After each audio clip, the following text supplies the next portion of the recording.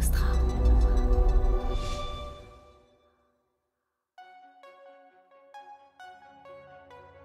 Il est clair qu'aujourd'hui, on est dans un moment où nos charges augmentent sans cesse. Il faut rappeler qu'on a eu des augmentations de papier qui ont été extrêmement importantes ces dernières années et qui ont vraiment impacté nos comptes d'exploitation. On n'en parle pas, mais toute la législation sur les données personnelles, les cookies, etc., ça nous oblige, nous, petits éditeurs, à mettre en place des systèmes pour se conformer à la réglementation qui sont relativement coûteux et lourds, à la fois en coût de setup et d'exploitation et de licence, etc. Et franchement, aujourd'hui, le digital coûte cher à produire.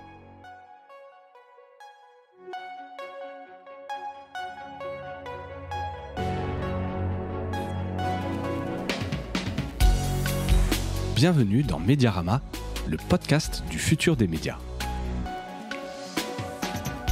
Je suis François Desfossés et chaque semaine, je rencontre des entrepreneurs, des têtes penseuses et des experts de la galaxie média.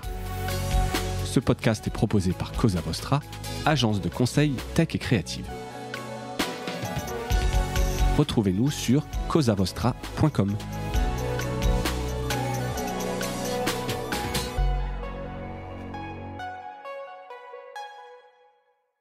Bonjour à toutes et à tous et bienvenue dans ce nouvel épisode de Mediarama. Je suis ravi de recevoir aujourd'hui Jean-Christophe Raveau. Jean-Christophe, bienvenue. Merci, bonjour François et bonjour à tous. Merci d'avoir accepté l'invitation. Tu es depuis juin 2023 le président de la FNPS, donc la Fédération nationale de la presse d'information spécialisée. Voilà, donc on va parler aujourd'hui de presse professionnelle, de presse spécialisée. C'est important les termes et on reviendra dessus dans quelques minutes. Donc un peu explorer les enjeux, les perspectives de cette presse avec un focus particulier sur le rôle que joue la FNPS pour soutenir ce secteur. Par ailleurs, au-delà de cette fonction importante de président de la FNPS, tu es le président de PIC Média, un groupe spécialisé dans la formation professionnelle depuis 2000, avec plus de 15 magazines et 13 sites internet. Alors voilà, même si on va parler de la FNPS, je voulais quand même faire un petit focus sur PIC Média, puisque tu as accepté l'invitation, qu'on sache un petit peu plus. Alors effectivement, tu vois, cette presse professionnelle et spécialisée, on la connaît pas forcément bien. Il y a quelques grands groupes, Infopro par exemple, dont on parlait, puisque j'ai eu l'occasion d'avoir quelques intervenants, dont Pierre Nicolas dessus récemment. Mais il y a plein de petits groupes qu'on découvre. Donc PIC Média, je l'ai découvert à l'occasion un peu de la préparation de cet épisode. Sincèrement, je ne connaissais pas. Si tu devais pitcher PIC Média, donc c'est PIC PYC, à des non-initiés, comment est-ce que tu présenterais en quelques mots ? Alors, PIC Média est un groupe de presse d'information professionnelle qui, comme tu l'as dit, édite une quinzaine de marques d'information sur des secteurs qui sont en gros le bâtiment, l'industrie et les fonctions support de l'entreprise. Ce sont des marques qui sont bien évidemment toutes totalement multimédia. Et puis, on a une activité de diversification dans l'event. On est notamment organisateur de salons et on a également une activité de formation sur un de nos marchés. Donc, une cinquantaine de salariés, 6 millions d'euros de chiffre d'affaires. Une entreprise créée en 1934. D'accord. Par un ingénieur des arts et métiers qui voulait mettre en valeur son métier, qui, avec d'autres potes ingénieurs, a créé PIC Média pour faire la promotion de tous les métiers qu'exerçaient les ingénieurs des arts et métiers. D'accord. Voilà. C'est une belle institution, quasiment un siècle. Ouais, exactement. On pourra en parler peut-être sur Mediarama dans 10 ans. Et en parlant d'anniversaire, en l'occurrence, voilà, c'est les 50 ans de la FNPS, donc c'était aussi le bon moment quelque part de mettre en avant un petit peu le travail qui est fait à cette fédération. Et tu peux quand même citer le magazine le plus connu de PIC Média ou le plus récemment lancé, si tu veux en mettre un en avant parmi ces 15. Alors, mes collaborateurs diront c'est toujours le même, mais c'est pour des raisons historiques, et puis c'est celui autour duquel on a opéré sans doute la plus importante diversification. Donc c'est celui qui représente c'est le marché qui représente le chiffre d'affaires le plus important. C'est très exotique. C'est la revue pratique du froid. La revue pratique du froid. La RPF, comme on l'appelle sur son secteur. Donc le froid c'est simple, c'est toute la chaîne du froid. Ouais, voilà, tout ce qui permet de produire du froid, et en particulier GMS, agroalimentaire, etc. Un peu de climatisation, mais là c'est le bâtiment, mais on va pas rentrer dans le détail. C'est un secteur, voilà. Mais le froid. Donc voilà, et j'ai été rédac chef de cette revue, on y reviendra peut-être. D'accord, c'est intéressant, des trucs très très niches, mais en fait en même temps c'est une des beautés de la presse spécialisée, de la presse pro, évidemment, puisque c'est des informations qu'on trouve a priori pas ailleurs. Ultra niche. Ultra niche. On n'aime pas les revues transversales. Plus on est dans des niches, mieux on se porte. Mieux on se porte, et je pense que c'est très important d'un point de vue business. Donc voilà, Peak Media, rendez-vous dans 10 ans pour le siècle, et on pourra rentrer dans le détail de tout ce que vous faites. Mais là, voilà, on va parler surtout de la FNPS. Donc, pour poser les bases, est-ce que tu peux nous rappeler pourquoi il ne faut pas confondre presse spécialisée et presse professionnelle? J'ai insisté dessus. Et puis surtout, voilà, de la manière dont vous le présentez. J'étais donc aux 50 ans, vous m'aviez invité. Vous dites pas, quand vous présentez, vous dites pas la Fédération nationale de la presse spécialisée. On pourrait croire que c'est l'acronyme, mais donc non, vous le mettez vous l'expliquez de manière un peu différente. Pourquoi il faut pas les confondre, ces deux presses? Alors, tout simplement parce que la presse professionnelle est en fait une des entités qui composent la presse spécialisée. La presse spécialisée, elle peut être à la fois grand public et professionnelle, c'est-à-dire s'adresser à des audiences grand public ou des audiences de professionnels. Et en général, elle est spécialisée parce qu'elle traite de thématiques qui sont relativement étroites. Et donc, à la FNPS, on a une grande majorité de titres qui sont de la presse professionnelle, mais aussi un certain nombre qui sont de la presse spécialisée grand public. Et donc, pour cette raison-là, et pour nous définir de manière simple, on s'est donné le nom de Fédération nationale de la presse d'information spécialisée. Mais bien souvent, on rappelle, quand on dit Fédération nationale de la presse d'information spécialisée, moi j'ai tendance à dire Fédération nationale de la presse d'information professionnelle et spécialisée, parce que la grande majorité de nos adhérents sont des gens du B2B, et le B2B est quand même un sujet extrêmement important au sein de la FNPS. Très spécifique. Exactement. Voilà. Et c'est compliqué, on vous pose régulièrement cette question. Pour les gens, maintenant, c'est simple, on n'en parle plus trop, mais c'est vrai que j'étais un peu étonné. Pour moi, effectivement, la FNPS, même malgré le nom, c'était la presse pro, tu vois, c'est peut-être un amalgame, un raccourci, en l'occurrence c'en est un, mais non, pour chez vous en interne c'est simple maintenant. Non, honnêtement ça pose pas de problème. Ça pose pas de problème. Ouais. Bon, on s'en sort pas mal. Bon, et voilà. Alors si jamais je fais des erreurs, justement, je parle trop de presse pro, tu me le diras. On remettra un peu le curseur. Je le disais, donc ça a été les 50 ans cette année, donc créé en 74. Est-ce que tu pourrais me donner un peu les grandes étapes et puis quelques chiffres, combien il y a d'adhérents, etc. On sait que c'est la réunification de plusieurs syndicats que tu peux peut-être citer aussi, puisque je pense qu'il y a un travail qui mérite quelque part aussi d'être cité. Nous faire un peu voilà le pitch, la genèse. Effectivement. Alors, donc, on regroupe effectivement 7 syndicats. Le syndicat de la presse médicale et des professions de santé. Donc là, je pense que c'est assez simple à comprendre. Ouais. Le syndicat de la presse agricole, là aussi relativement simple. Le syndicat de la presse culturelle et scientifique, là aussi, je dirais, les gens doivent être capables de comprendre. Le syndicat de la presse pro, là, ça devient un peu plus compliqué. Très large. Et pourquoi ? En fait, c'est un syndicat qui regroupe les titres de presse professionnelle qui sont consacrés à l'industrie, au commerce et aux services. D'accord, donc sectoriel. Ouais. Et par exemple, le syndicat des professions de santé, on est bien en B2B, mais on est dans les professions de santé, on n'est pas dans l'industrie, commerce et services. Exactement. Voilà. Ensuite, on a le syndicat de la presse sociale, alors qui est une presse qui est une presse de mutuelles, d'organisations syndicales, etc. Donc une catégorie assez particulière qui est issue de la Seconde Guerre mondiale, à un moment où les pouvoirs publics souhaitaient mettre l'accent sur les gestes qui contribuent au bien-être, à la santé, etc. Et donc un effort d'information s'est accompagné de l'émergence de la Sécu, etc. avec les mutuelles. Et donc c'est comme ça qu'est né la presse syndicat. Ouais, tout à fait. Ouais.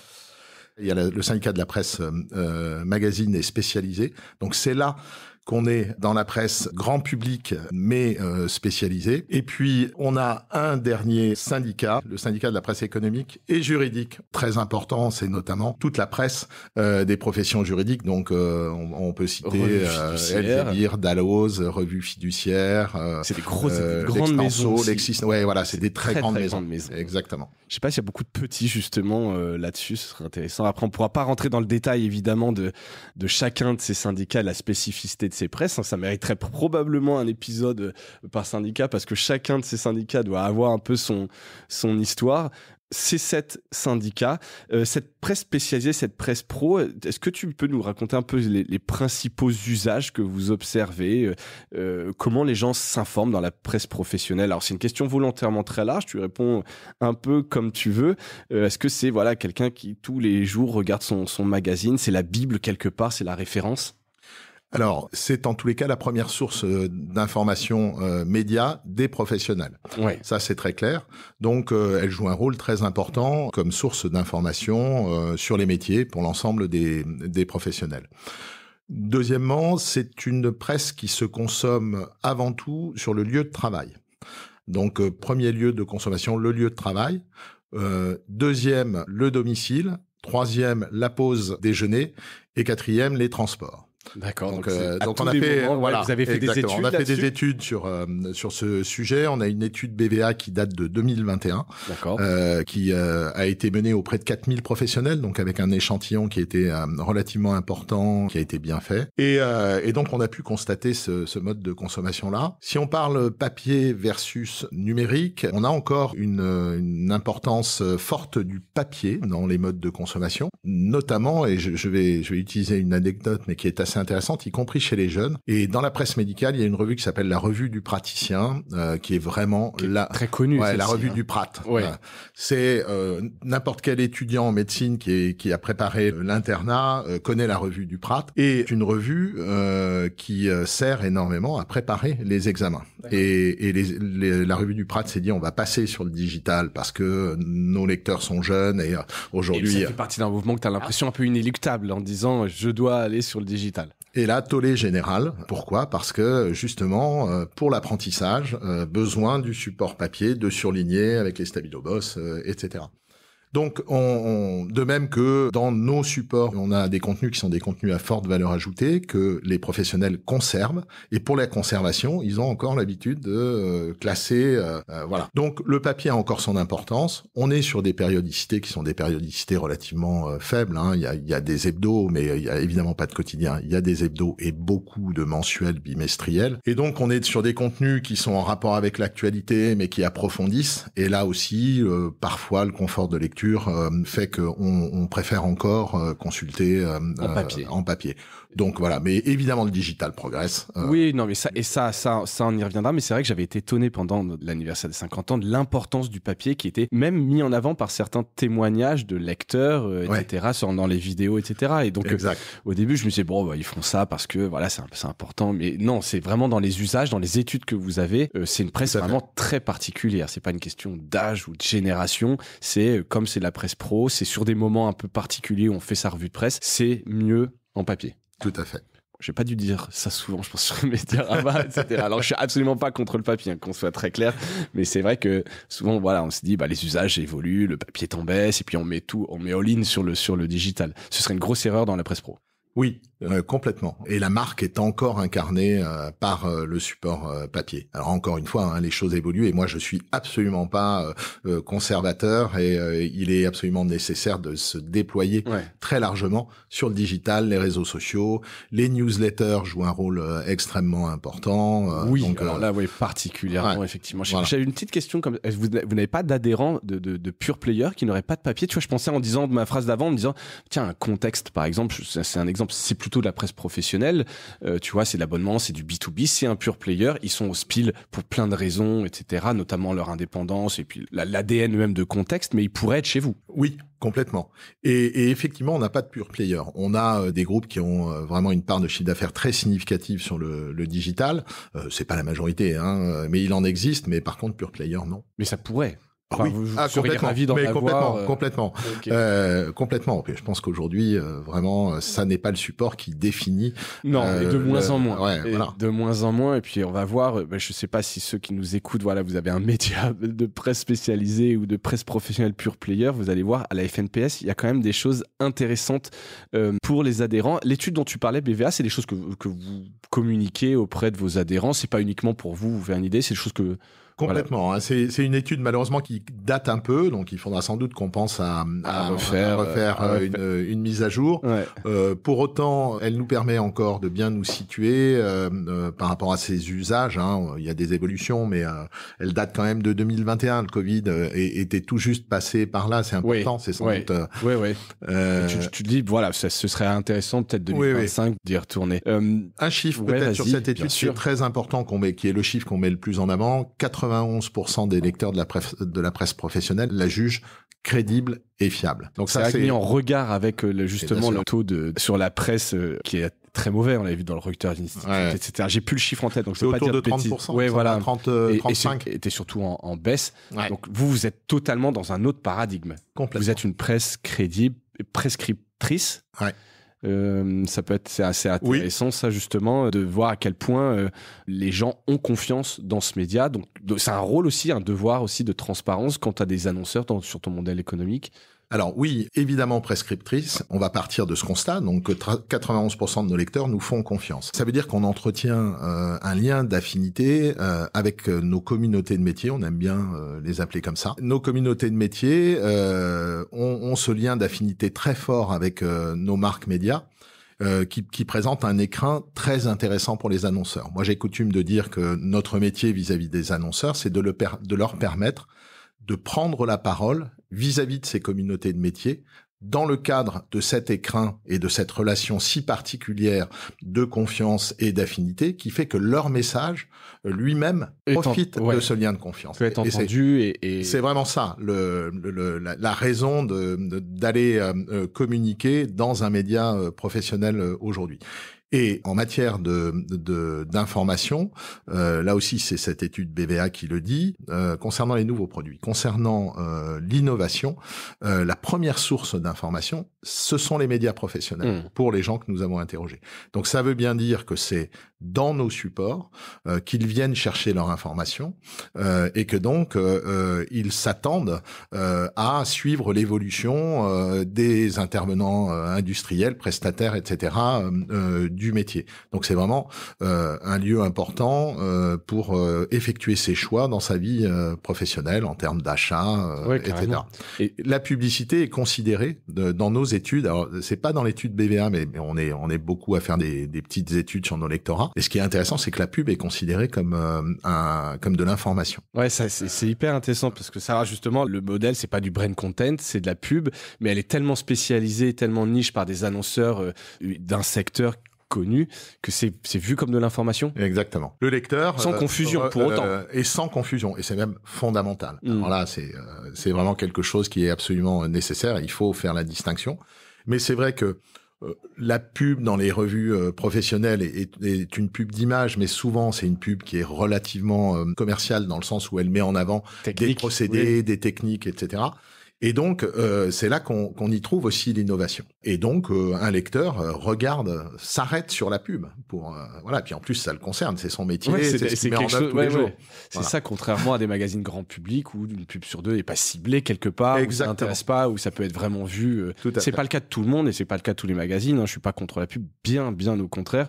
Mais en tout cas, là, c'est tellement niche, tellement ciblé que chaque pub en fait est intéressante. C'est l'avantage des communautés. Le terme que tu utilises et le bon, c'est que tout le monde cherche aujourd'hui des communautés. Vous y êtes. Sur le papier, ça a l'air bien. Tu te dis, voilà, t'as des annonceurs, il y a la crédibilité, donc c'est un secteur qui va bien. On dit toujours la presse pro, c'est une presse là où il y a encore de l'argent, les abonnements sont chers. C'est la fête à la FNPS. Malheureusement, c'est pas la fête à la FNPS. On va pas se raconter d'histoire. Si on parle du business model, on a en gros 3 sources de revenus. Des sources de revenus qui sont liées à la publicité, des sources de revenus qui sont liées à la monétisation des contenus et principalement l'abonnement. Et des sources de revenus qui sont liées à la diversification. Si on regarde parmi nos adhérents, je l'ai pas dit tout à l'heure, on a 450 entreprises, 1200 titres papier et 5 ou 600 sites de presse. Et parmi ces adhérents, on a énormément de PME. Il y a encore beaucoup de gens qui ne vivent que sur l'abonnement et la publicité. Sur la majorité. Sur l'abonnement, on est dans un mouvement d'érosion. Pas trop accéléré, mais quand même, la tendance n'est pas aujourd'hui à acheter pour s'informer. Donc, on vit ce mouvement-là aussi et on connaît une érosion lente de ces recettes.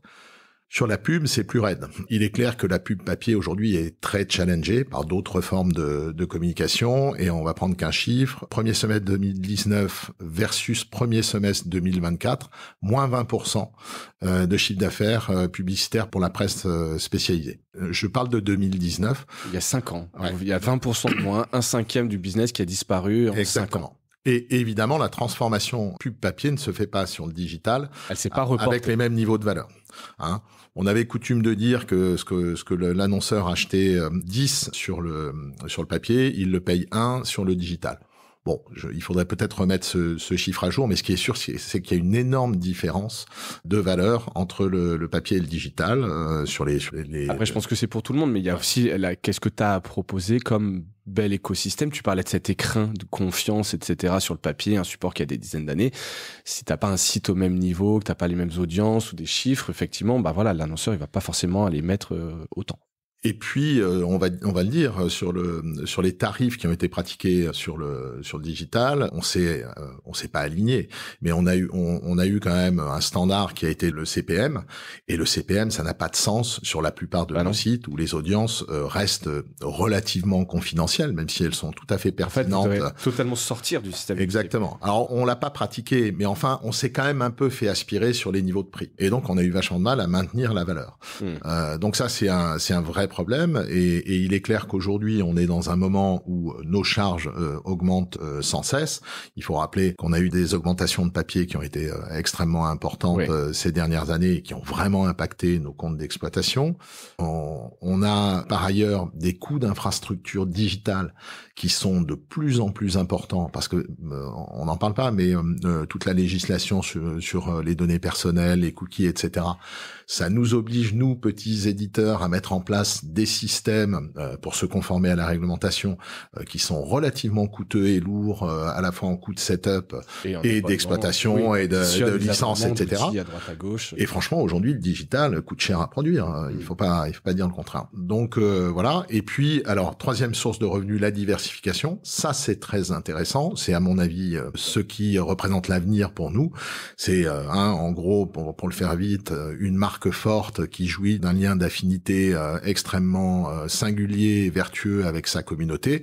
Et une fois qu'on a construit ce lien et qu'on a une image de marque qui est forte autour du titre, on peut décliner des activités, et en particulier l'event. Et là, il est clair qu'il y a des ressources nouvelles qu'on peut aller chercher, mais là aussi, les coûts d'investissement, les coûts de production sont relativement élevés. Oui. Et en attendant, il faut continuer à entretenir le média à travers tous ces supports, etc. Il faut cette capacité d'investissement, et on sait que même sur l'événementiel, installer un salon, ça prend du temps. Ouais, ça se fait pas en une édition souvent. Tout à fait. Et après, donc il y a l'événementiel, il y a d'autres choses, l'édition. Ouais, alors moi je pense que l'e-commerce peut-être. Alors je pense que il y a quelque chose autour du serviciel, et là l'IA peut apporter quelque chose. Si on prend la presse juridique, la presse juridique avec l'IA, elle est en train de faire des choses hyper intéressantes. Ouais, je vais alors citer justement un projet sur lequel on a un peu travaillé avec Groupe Revue Fiduciaire qui s'appelle Alter Ego au niveau de l'IA, qui permet en fait de répondre à des questions que se posent des juristes en allant piocher dans leurs fonds documentaires, etc. Qui est un super projet qui peut effectivement qui illustre peut-être ce que tu allais nous dire, pardon. Ouais, c'est ça. Quand on voit les bases de données dont disposent ces titres de presse sur la jurisprudence, etc., si ils ont la capacité à créer des moteurs non plus de recherche, mais de réponse sur leur propre contenu, ça peut devenir extrêmement intéressant, et ça vaut de l'argent. Et donc, je pense que plus les contenus sont spécialisés, plus on peut trouver à travers le serviciel de nouvelles sources de revenus. Donc ça, c'est important. Donc diversification vers le serviciel, vers l'événementiel, vers la formation. Voilà, il y a des gens qui font de l'édition. Moi, je pense aussi que sur certains marchés, on est légitime à proposer des prestations de communication éditoriale. Et avec l'avènement du brand content, c'est pas inintéressant. Il y a un certain nombre de groupes de presse d'information professionnelle qui ont créé des agences, des départements en matière de brand content, et qui, au départ, vendaient pour leur support et dans leur support, mais qui petit à petit sont sortis de ce cadre-là et sont devenus de vraies agences. Propres clients, et puis aller proposer de la com, de la strat, etc. Tout à fait. Ouais, ça c'est bien. Et en fait, voilà, je suis entièrement d'accord. C'est vraiment le sujet qu'on pousse. Les petits ruisseaux font les grandes rivières et il faut s'affranchir quelque part, enfin en tout cas dérisquer l'avenir du business en ne comptant pas uniquement sur le média. En tout cas, il faut le bétonner. Je crois que c'est toi qui disais ce truc-là pour que ça reste solide. C'est une marque, mais tenter plein de choses par ailleurs tant qu'on a encore la capacité d'investissement.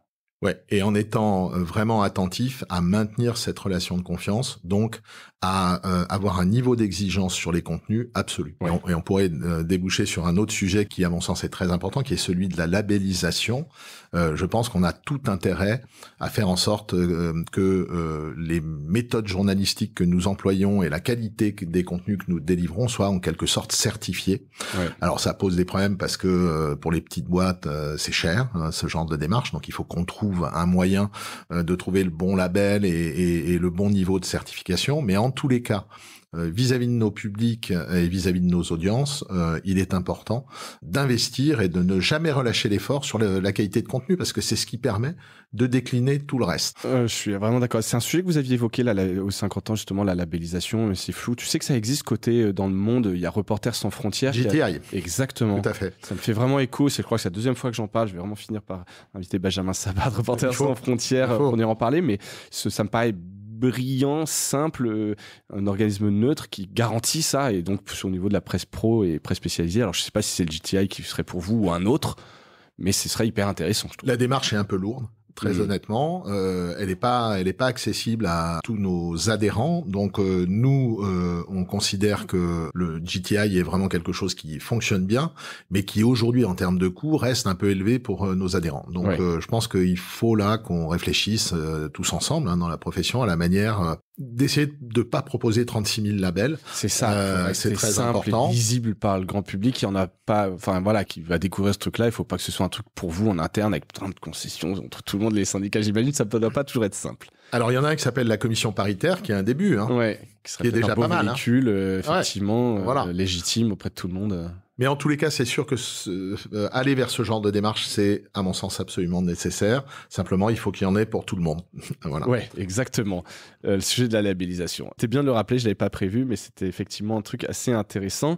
Je reviens sur la fédération, la FNPS. Comment vous accompagnez un peu les titres, justement, sur cette structuration économique, le modèle économique? Ça va permettre de faire transition un peu sur tout ce que vous faites à la FNPS, mais tous ces éditeurs, vous allez les voir, ils viennent vous voir en disant, je sais pas quoi faire, Jean-Christophe, comment je fais cette diversification dont tu parles? Alors, on reviendra sur le rôle de la FNPS. En gros, il y a trois grandes fonctions à la FNPS, mais la troisième, et qui est relativement récente, c'est celle qui consiste à accompagner nos éditeurs dans la transformation et à les aider à piloter leur entreprise dans ce domaine. Ça repose en gros sur des rencontres. Donc, on organise toute une série de rencontres avec des formats différents, webinaires, matinées, etc., ateliers d'échange. Et il y a une vraie richesse d'échange à la FNPS entre les éditeurs. Et disons-le, bien que parfois on est concurrents autour de la table, il y a quand même la plupart du temps un niveau d'informations qui sont échangées qui est quand même assez génial. Donc ça, c'est vraiment très important pour nous d'encourager l'échange, le benchmark, et puis on va jusqu'à même proposer des formations. Et là, on essaie dans nos formations de regarder vers l'avenir. Et par exemple, on est en train de former toutes les rédactions de la presse pro aux usages de l'IA. Donc ça, c'est un sujet qui fait vraiment. Ça, c'est vous qui avez été moteur. Ouais, on a conçu avec des organismes de formation des programmes qui sont adaptés à la taille des rédactions et ça marche très très bien. On est vraiment, on n'arrête pas tous les mois, on relance des sessions. Donc même les petits éditeurs en fait qui n'auraient pas les moyens, le temps de se poser la question, ils se laissent un peu embarquer et vous les mettez au niveau, quoi. Complètement. Ok. Voilà. Donc à la fois échange sur le business model et puis formation pratique. Donc ça c'est vraiment un pan de l'activité auquel moi je tiens beaucoup et que j'essaie de développer. Bon, top. Donc ça, c'est un des piliers. Il y en a 3. Je reviens un peu en arrière. C'est un peu ma spécialité. Ouais. Comment vous fonctionnez à la FNPS en interne? C'est combien de personnes? Juste un peu l'orga. Et puis après, on va plonger dans ces 3 piliers dont un vient d'être un peu dévoilé. Alors, on a une équipe d'une dizaine de permanents qui sont tous, pour une bonne partie d'entre eux, des juristes et des spécialistes des questions liées au cadre réglementaire de la presse. Notre première mission, c'est d'accompagner les entreprises dans le pilotage au quotidien du cadre réglementaire de la presse. À la fois accès aux aides à la presse et aussi législation sociale, fiscale. Obtenir son numéro de commission paritaire, renouveler son numéro de commission paritaire. Ça peut paraître bête, mais il y a des enjeux énormes derrière. Ça, c'est vraiment quelque chose qui fait que nos adhérents... ils vous appellent et vous les prenez par la main. Et on les accompagne jusqu'au bout. Obtenir des subventions au FSDP pour le développement numérique des supports. Ça, je crois que c'est quelque chose de parmi tous les syndicats que vous êtes les meilleurs là-dessus, et accompagnés vraiment de manière très opérationnelle. C'est pas juste des conseils. Exactement. Alors là, très clairement, on est la fédération qui dépose le plus de dossiers au FSDP et qui évidemment obtient de grands succès, de beaux résultats pour ses adhérents. Dans la mesure où, effectivement, Eugénie, en particulier, prend nos éditeurs par la main et leur tient le stylo et les aide à remplir de la meilleure manière qui soit les dossiers administratifs qui peuvent paraître parfois un peu lourds, mais en fait, il faut vraiment pas renoncer à ça parce que derrière, on obtient des subventions qui sont hyper intéressantes.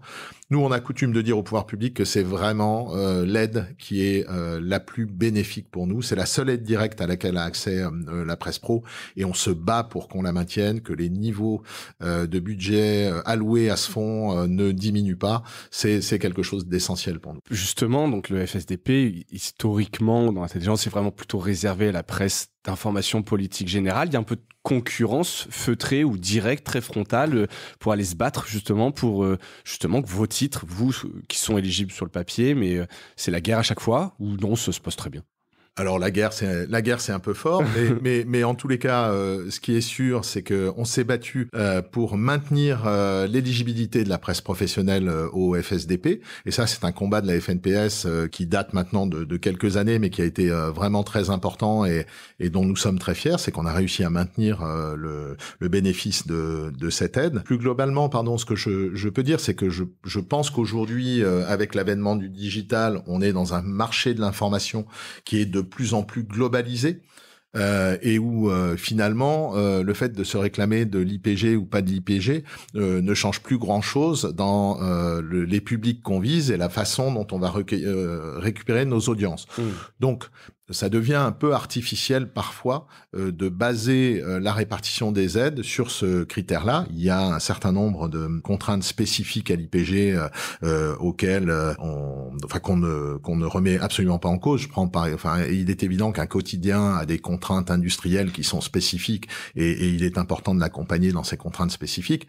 Mais quand on est sur le net, on est un peu tous en face. D'autant plus que évidemment la presse d'information générale a tendance à construire des verticales. Et des verticales qui viennent nous chatouiller sérieusement sur nos métiers, sur nos communautés de métiers, dans l'immobilier, dans la santé, dans l'agriculture, etc. Et donc là, il est clair que vis-à-vis des pouvoirs publics, on réclame une équité, un traitement le plus équitable possible, et là, on fait valoir notre voix assez régulièrement. Avec succès, a priori. Donc voilà, petite salutation à Eugénie, qui sera un super asset pour vous, pour la FNPS. C'est vrai. Bravo à elle. Donc ces piliers, ce que vous faites, donc là tu parlais de pouvoir public, du lobbying aussi. Alors il y avait la ministre de la Culture qui était là à vos 50 ans. C'est quand même un geste, quelque part. C'est que ça compte. Comment ça se passe un peu ce lobbying?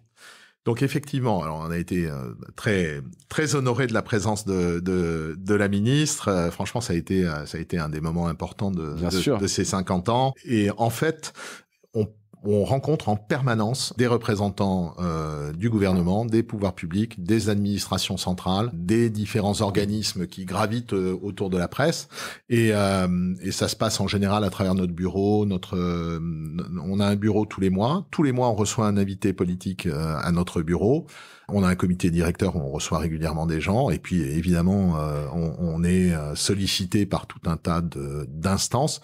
Donc le travail de lobbying est vraiment il n'y a pas une semaine où on n'est pas en lien avec élus, pouvoir public, administration, etc. C'est un travail de tous les instants. C'est le deuxième pilier. Le deuxième pilier de la FNPS après l'aide au pilotage de l'entreprise, c'est ce travail de lobbying qui se passe aussi au niveau de l'Europe à travers EMA, qui est notre organisme auquel on est rattaché, qui lui est à Bruxelles et un organisme européen. Tu peux m'en dire en plus, EMA, c'est un organisme qui privé, c'est privé, c'est une organisation une sorte de syndicat européen. Exactement. Qui réunit les syndicats nationaux. C'est une FNPS SEPM européenne. D'accord, ok, et qui défend vos intérêts. Ouais. Donc ça c'est important. Et donc vous avez quelqu'un chez vous qui est le correspondant régulier, ou c'est toi peut-être? Non. On a quelqu'un qui s'occupe, et on a une commission affaires européennes qui est très impliquée dans ces questions et qui est le principal interlocuteur, la présidente Marianne Bérard-Kellin, qui est la principale interlocutrice de ces gens-là. Et donc le troisième pilier.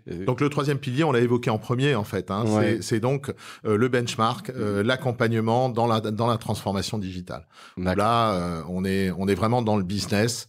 On n'est pas dans le cadre réglementaire et on essaie ensemble de décrire l'avenir et de comprendre quels sont les enjeux et comment les tendances, les enjeux et comment ça se transforme. Comment ça se transforme pour vous.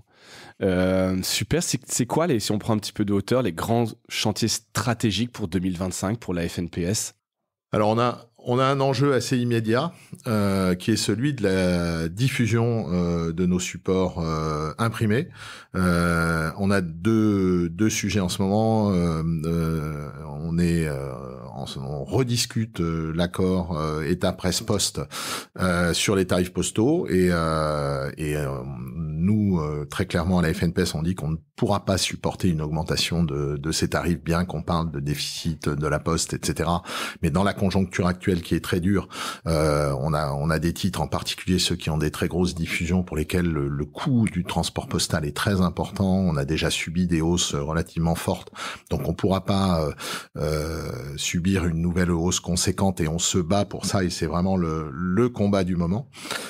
Par ailleurs, sur la vente au numéro, il y a une réforme qui pointe le bout de son nez. Alors, évidemment, là, en ce moment, on sait pas trop qui va poursuivre le travail et qui sont nos interlocuteurs. Mais en tous les cas, on peut s'attendre à ce qu'il y ait un certain nombre de choses dans ce domaine. Là aussi, on est très vigilant et on essaie de faire en sorte que notre forme de presse ne soit pas défavorisée par rapport à d'autres sur la vente au numéro.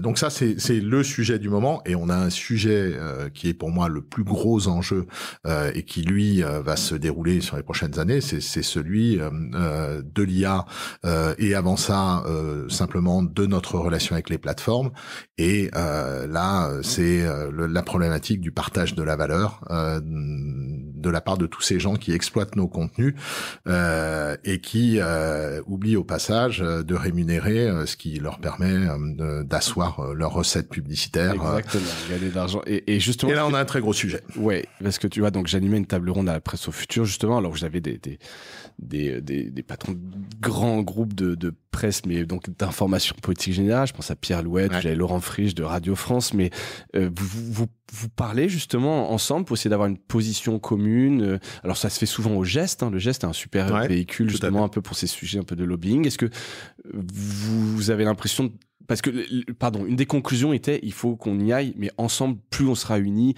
plus on sera fort. Voilà, ça peut être vu comme une posture. On a vu qu'il y a des gens qui font cavalier seul aussi, hein, donc ça a été, on a beaucoup commenté. Est-ce que là, toi, t'es pareil et tu appellerais à les travailler avec l'Alliance, avec le Geste, justement sur ces sujets pour les porter ensemble? Alors nous, depuis le début, on dit qu'on n'y arrivera que si on est unis. Donc c'est vraiment une certitude et c'est une position invariable de la FNPS depuis toujours. D'autant plus les entreprises qui composent la FNPS n'ont absolument pas les moyens d'y aller en ordre dispersé. Et donc il faut absolument qu'on soit unis et évidemment qu'on soit unis tous ensemble, c'est-à-dire avec l'Alliance et le SEPM. On a créé des VP. J'ai oublié le SEPM, effectivement, il faut les citer, c'est important.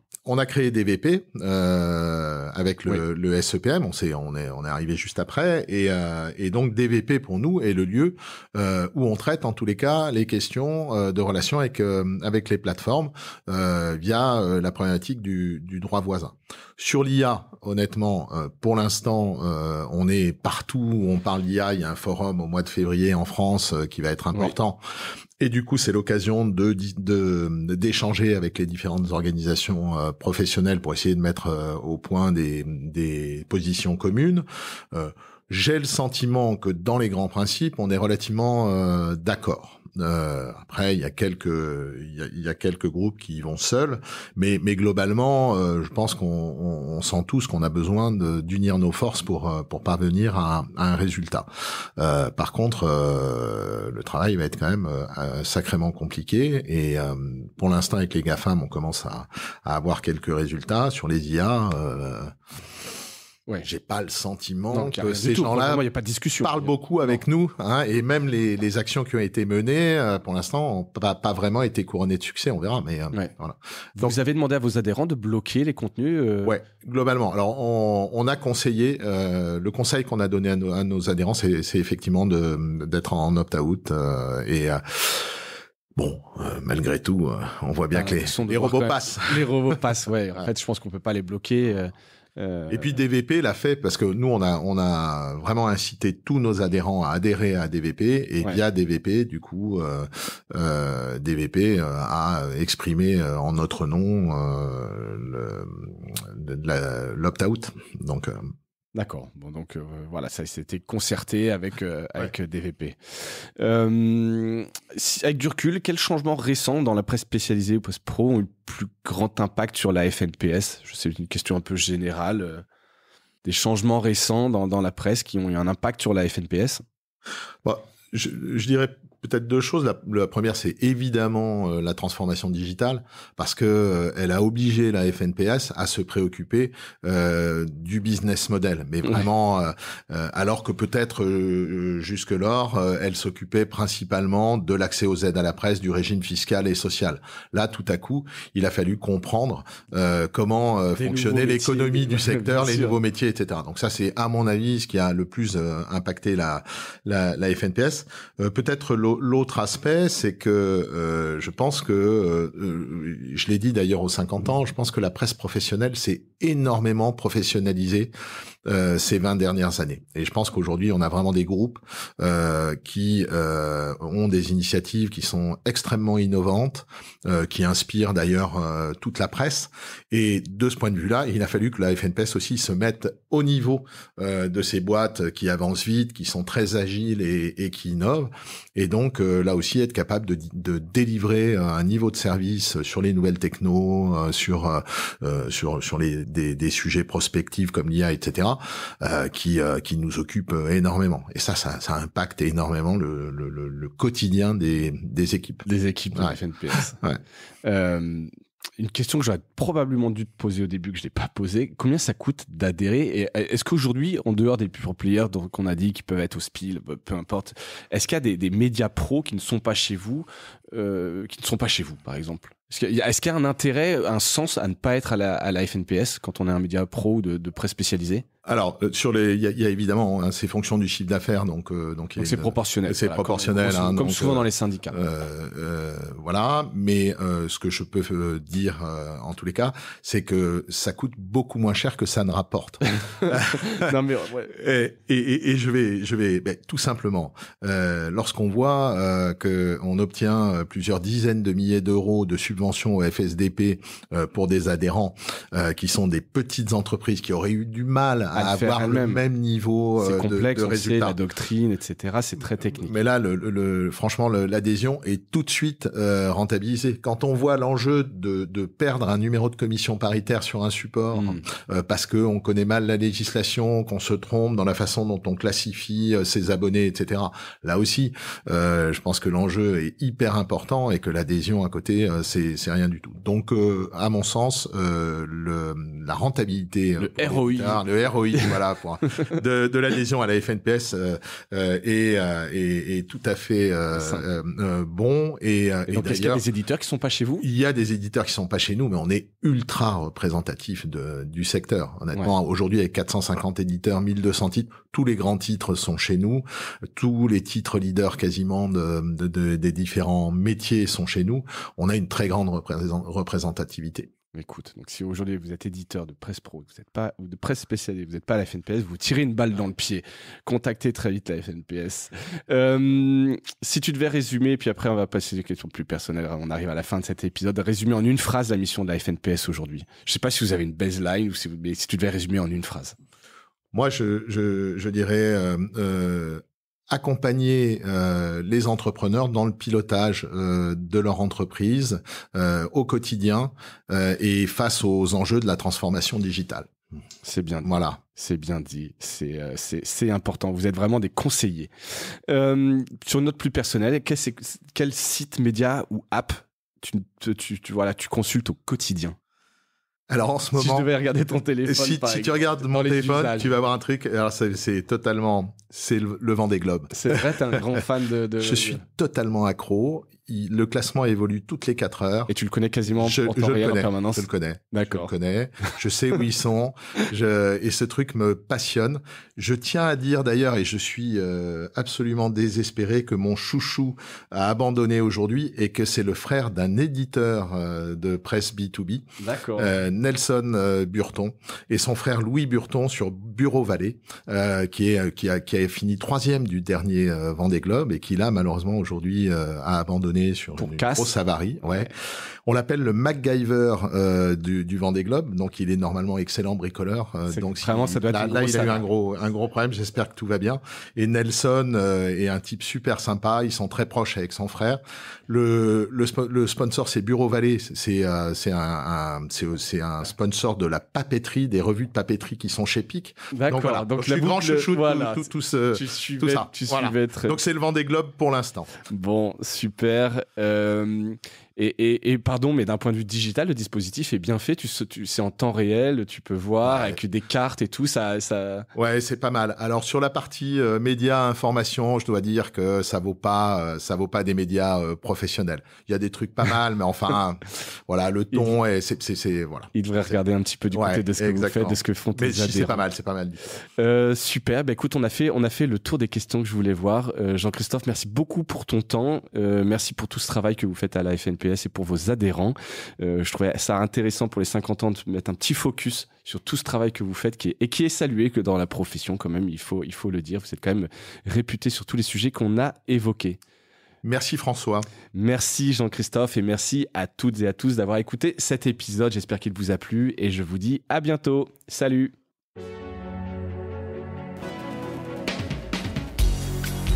Voilà, Mediarama s'achève. Si cet épisode vous a plu, n'hésitez pas à le liker et le partager. Et puis, si vous souhaitez être accompagné par notre agence Cosa Vostra, contactez-moi par mail mediarama@cosavostra.com. Portez-vous bien.